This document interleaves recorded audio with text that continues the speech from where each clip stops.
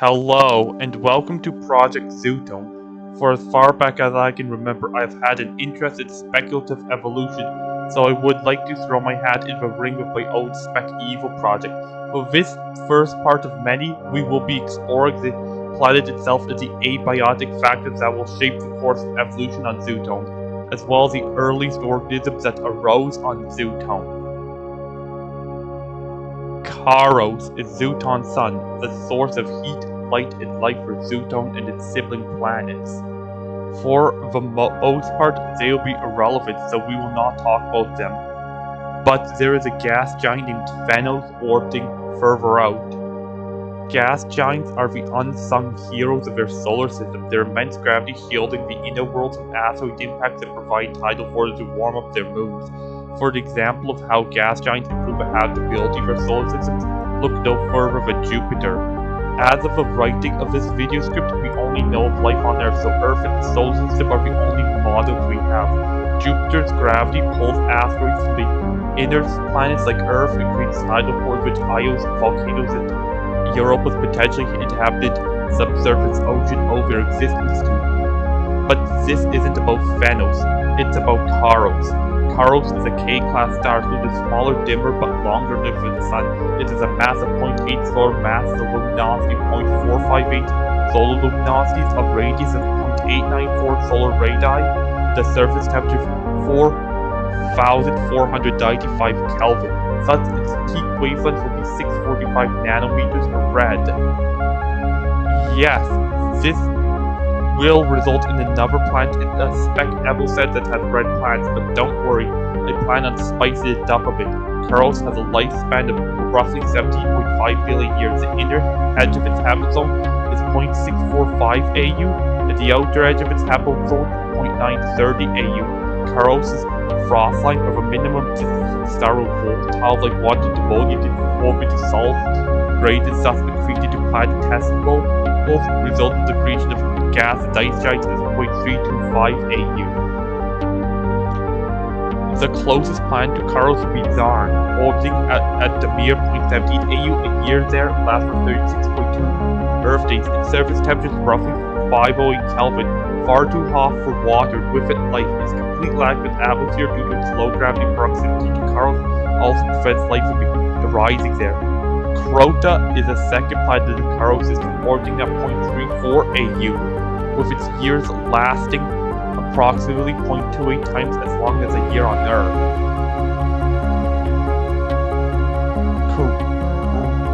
Crota's thick atmosphere allows it to have boiling hot oceans of sulfuric acid, antithetical to life, or at the very least carbon-based life. Temperatures here hover around 550 to 580 Kelvin, with the sulfuric acid decomposing into water vapor and sulfur trioxide before we can fall down as sulfuric acid rains upon the flat surface. Xutone, the third planet, orbits Karos at a distance of 0.7 AU, taking 0.655 Earth years to complete a full orbit of Karos. It will be our focus for this project. It has one moon in Xutone line, which takes 16.5 days to orbit this planet, influences its tide, thanks to its large size, about 20% of the planet it orbits. We will get into depth with Xutone later. Curiously, the space between 1.3 and 1.5 AU from Karos, where 4 planets is expected to be, is empty. It is believed that Xutone Minor originally formed somewhere in that area before beginning to reverse inwards. It only became captured by Xutone's gravity during the early days of the solar system. Mugon, the fourth planet, orbits Karos at a distance of 2.75 AU, taking 6.44 Earth years to orbit. It is located right next to the asteroid belt, which starts from 3 to 4 AU and is subject to frequent orbital bombardment. This, alongside its low surface temperature, makes it highly unlikely to suit life. Phenos, the fifth planet, orbits Karos at a distance of 5.5 AU, taking 18.2 Earth years to make a full revolution. It is a gas giant somewhat smaller than Jupiter, but does its job of keeping the asteroids from impacting Xutone. Phenos has 4 moons: the volcanic Bila, the methane-rich Hynon, the icy Kytus, which supports a potentially inhabited subsurface ocean, and the rocky Daris. Kyella, the sixth planet, orbits Karos at a distance of 10.75 AU, taking 49.8 Earth years to complete its orbit. It is an ice giant with a mass of 16 times that of Earth.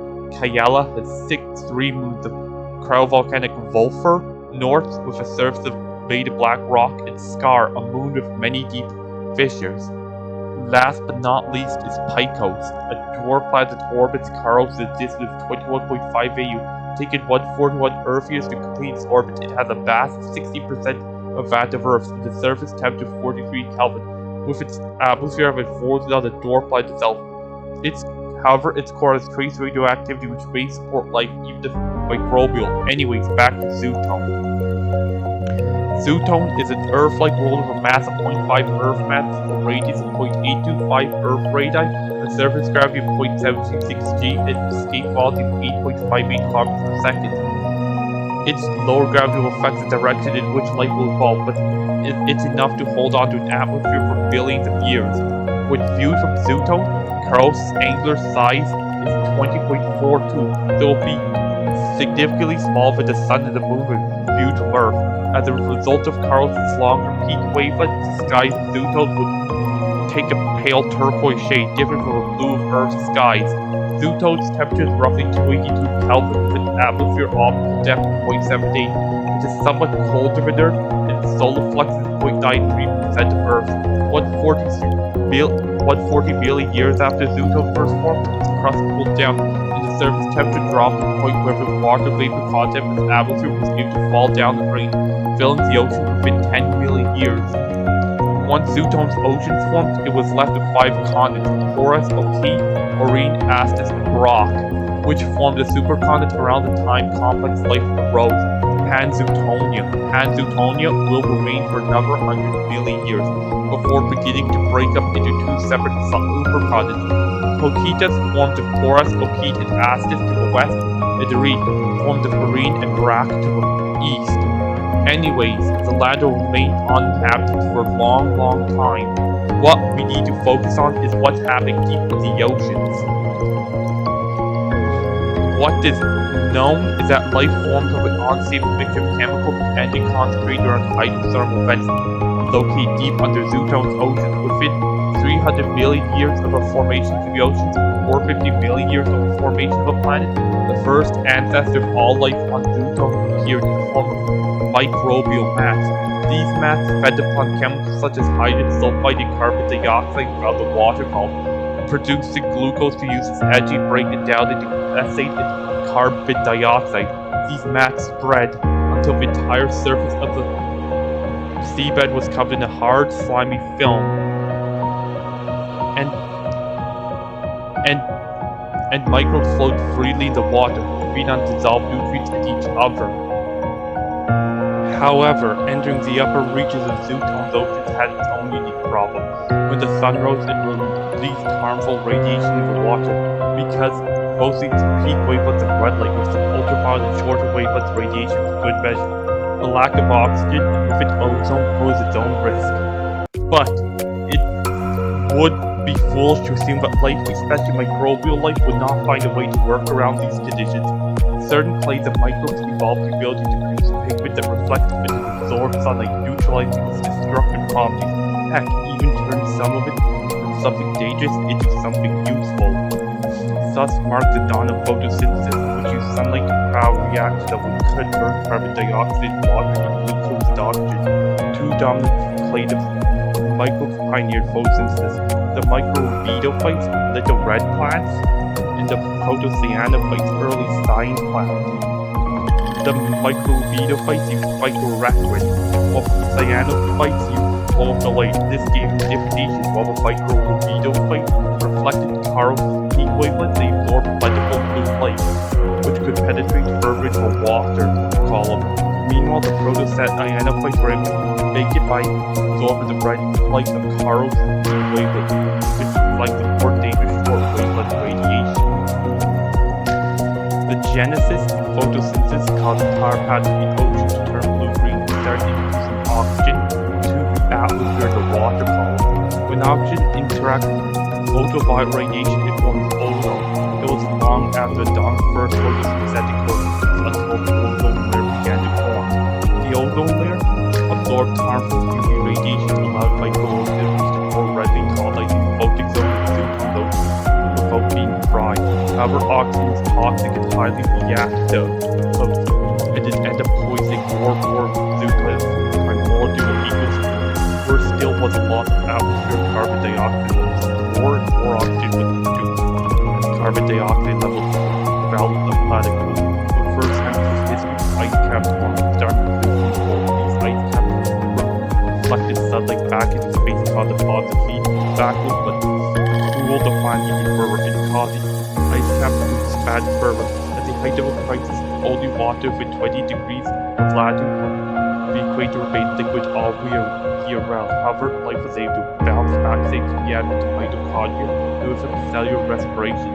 Cellular respiration converts oxygen and glucose into water and carbon dioxide, allowing for the replenishment of the greenhouse gas that kept Xutone from becoming a lifeless snowball. Through a process known as endosymbiosis, cells play the organisms are capable of forming alliance with mitochondria, which would provide them with its excess energy and machine to protect them.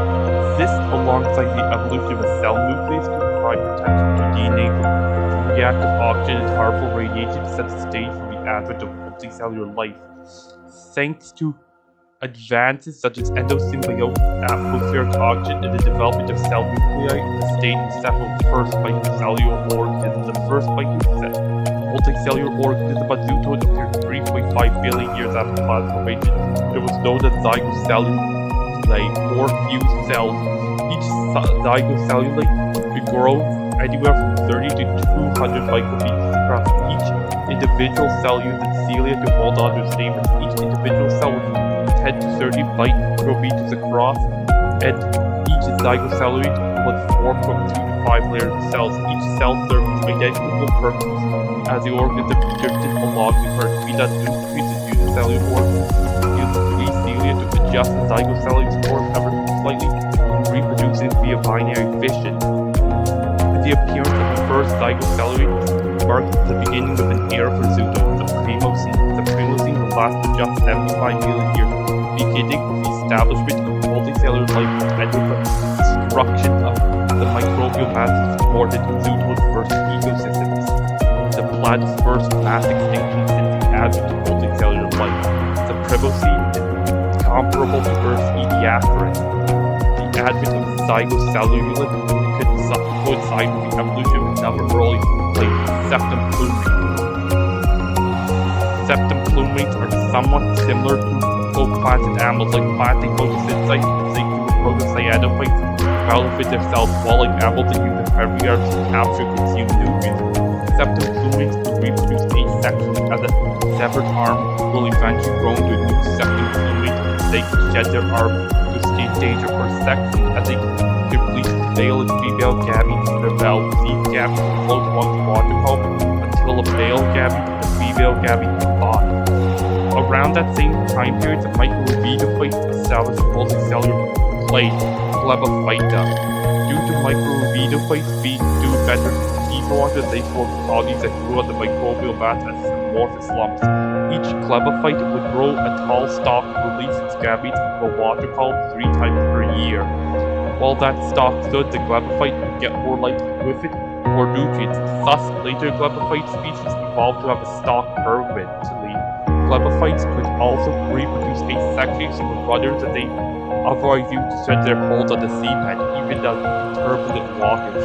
The zygocellulates, the septum plumates, and the Clebophytes represent the first ancestors of Xutone's major multicellular kingdom.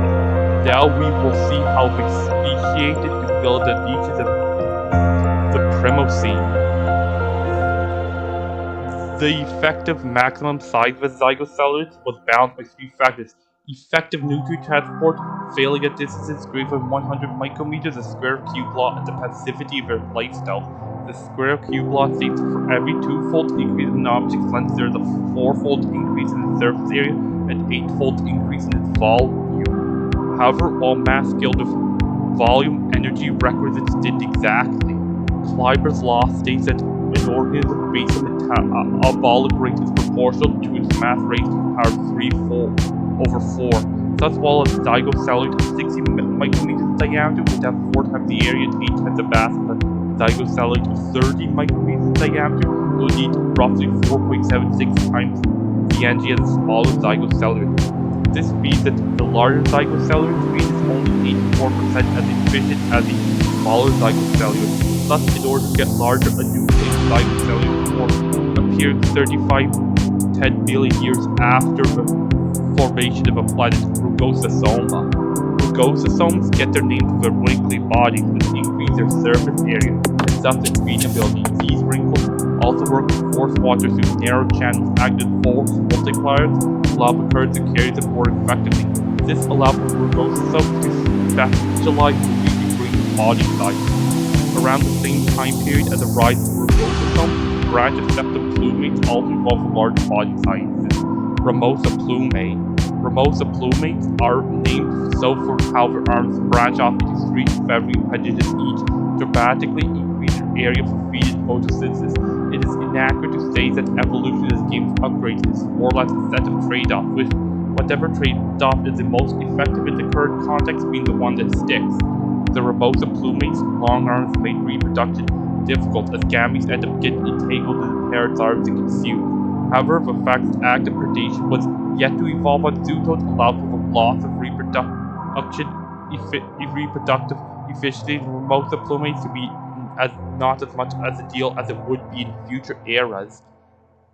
Around the same time as the dawn of the rugosomes, the Ramosa plumates, Stipulophyta, came to be Stipulophytes, evolved to have their stalks permanently, so they no longer waste nutrients growing shedded replacing their stalks. Additionally, the stalks reached up for the sunlight from above, allowing Stipulophytes to mostly outcompete Glebophytes. However, Glebophytes thrive in waters too shallow or too turbulent to justify the growth of a permanent stalk, allowing for their population to exist in these conditions. There, the stalks were at risk of being broken off or being exposed to dry air, where they would quickly desiccate and die. Another branch of a base clade of the zygocellulars came to be would be the Bullosoma, which first appeared 35-20 billion years in the timeline. Bullosomes have been hollow in their body but store nutrients as well as enzymes for digesting unicellular organisms and marine stones. Toothless bullosomes could reach size greater than even rugososome. Bullosomes also evolved another unprecedented advancement: tissue layers. The outer layer contains chemoreceptors for detecting food, while the inner layer is in charge of producing digestive enzymes. Bullosomes could also adjust their course by stretching and contracting their bodies, and even tear holes in their flesh to eat smaller zygocellulars, which would steal behind their prey. Bullosomes reproduce by pinching themselves in half, even though even tiny shreds of tissue could regenerate into whole new organisms in favorable conditions. While the bullosomes evolved, the rugososomes too evolved in order to avoid out-competition, becoming archaeostoma. Each archaeostome had smiling grooves leading to an inner chamber filled with cells to release enzymes to digest its food. These grooves also resulted in the archaeostome being propelled through the water, slowly rotating as it moved forward. Archaeostomes could reach larger masses than their bullosome cousins, but they couldn't grow to be larger, as once they reached a certain size, the archaeostome would descend to the ocean floor, where it would struggle to move and eventually perish. Thus, they have come up with a brilliant reproductive strategy. They release their gametes from their mouths as they drift through the water, close to one another. One clade of septum plumates had evolved to colonize the reefs of rubidophytes, where colliding with a stalk of a plant may damage one of their fragile arms. This clade became known as stacioplumate. Stacioplumate had evolved a flexible stalk connected with a whorl fiber disc-like body to keep them rooted to the seafloor. A variety of different life styles emerged from different stacioplumate species thanks to a nutrient-rich environment of a reef, give them time to experiment. Some became wholly autotrophic, feeding on the light produced by the sun and reflected by their neighboring plants. Others became wholly heterotrophic, feeding on marine snow nutrients as they fell from the water column, while others were mixotrophic, both photosynthesizing and feeding on marine snow. Meanwhile, the stipulophytes were attempting to formulate how they could spread to oncoming turbulent waters. One such branch evolved the right to a job, Petrophyta. Petrophytes are named for their support structure, an internal skeleton made of calcium carbonate, with the minerals absorbed with seawater. Petrophytes formed reefs akin to coral and enjoyed resistance to strong currents. However, strong storms could tear branches off and both branches end up landing sufficiently sunlit waters that they could grow to new petrophytes. Petrophytes also reproduce sexually via specialized bulbous organs that store gametes to create them into a water column. The advent of a petrophyte resulted in the growth of reefs of tangling, thorny branches of both living and dead petrophytes. The thin tissues of early organisms found themselves easily pierced by these swords, and even if their regenerative ability survival was not guaranteed, as one could find their body regenerating around the skewer. In part 2, we will go over the early ecosystems of Xutone, such as the petrophyte reefs, the benthic plates, and the pelagic seas.